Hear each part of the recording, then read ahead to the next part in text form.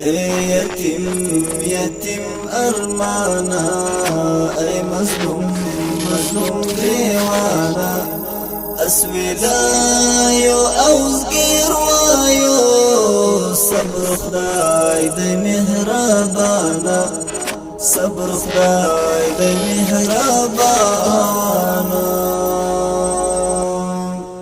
هیڅ ارمان په ارمان نشي څوک جانان په جانان نشي پرختیا قربانی غواړي تش پجار او قربان نشي پرختیا قربانی غواړي خپل نوم راته وایي خپل موقف راته وایي ترڅنګ راته وایي چې دغه مرستې چې نن توزیع کیږي د چا له طرفه دي چاته توزیع کیږي او څه تعداد مواد دي. بسم الله الرحمن الرحیم. زما نوم سعید دادی نصیر خیریه بنسټ سره کار کوو. موږ فی الحال غزنی ولایت مرکز کې یو. دغه سامان چې د شهداو د یتیمانو کورنیو لپاره راوړل شوی دلته انشاءالله توزیع کیږي. ورسره په دغو لیست کې هغه خلک چې دلته سیلاب ځپلي دي هغه هم پکې شامل دي.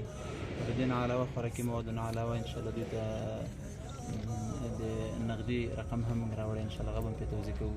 دغه کیسې دي 1 بجې وړي دي او 5 لیتره غوړي دي او نور لوبیا دال چای او بوره پکې دي.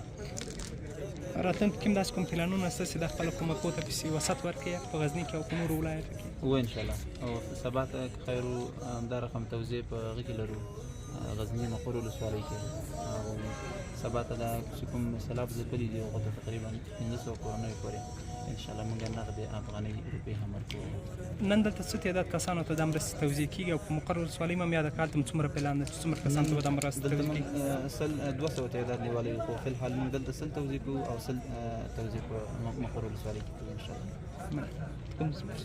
راته ووایاست په د اوسني شرایطو کې څومره اړتیا ده چې له خلکو سره مرستې وشي په داسې حال کې چې متاسفانه زلزلې هم رامنځته شوې سیلابونه هم رامنځته شو خلک ډېر زیانمنه شوي دي او داسې مرستې څنګه ارزوي؟ بسم الله الرحمن الرحیم. دا په رښتیا هم دا کوم څه خیریه بنسټ ده دوی ته د خدای خیر ورکړي دغه مرستې راوړې دي دا د هغه لپاره چې بېوزله کورنۍ دي شهیدانو کورنۍ دي د هغو لپاره دي چې یو تعداد کم تعداد کې سیلاب ځپلي هم دي او دوی پلان کې لري سره نږدې ورځو کې سبا ورځ کې بله ورځ کې خاص سیلاب ځپلو لپاره هغو ته نغدي پیسې ورکوي او دغه دوی هم دلته غزني کې دا توزیع کوي او په مقر کې هم دغه قسم توزیع ده ورې هم په بېوزله کورنیو باندې شهیدانو کورنیو ته دغه مواد ورکول کېږي غوړي غلو بوره او لوبیا دا شی ورکول کېږي. څومره اړتیا ده دا خلک څومره مرستو ته ضرورت لري په دې اوسني شرایطو کې چې دا خیریه بنسټونه او نړیوال سازمانونه د خلکو لاسنیوی وکړي؟ افغانستان کې خو ډېر مشکلات دي دې ته اشد ضرورت ده چې دنیاوال مرستې وکړي مسلمانان مرستې وکړي. افغانستان داسې یو ملک ده چې 43 کاله جنګو وهلی ملک ده نو اوس یې خلک سږ کال لږ د ارام ساه اخیستې ده چې کې جنګونه نشته څه نه څه امنیت ته او مرستې هم کېږي مرستې هم په خپل وخت سره کېږي او مستحق خلکو ته رسېږي.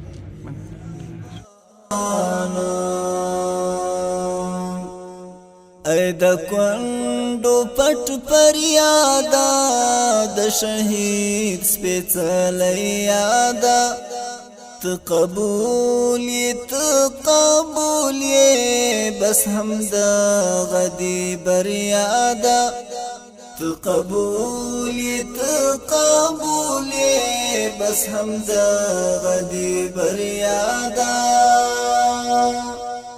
چې نهیلی نشي ګرانه چې نهیلی نشي ګرانه يتيم يتيم أرمانا أي مظلوم مظلوم گریوانا اسویلایو اوزگیر وایو صبر خدای دی مهربانا صبر خدای دی مهربانا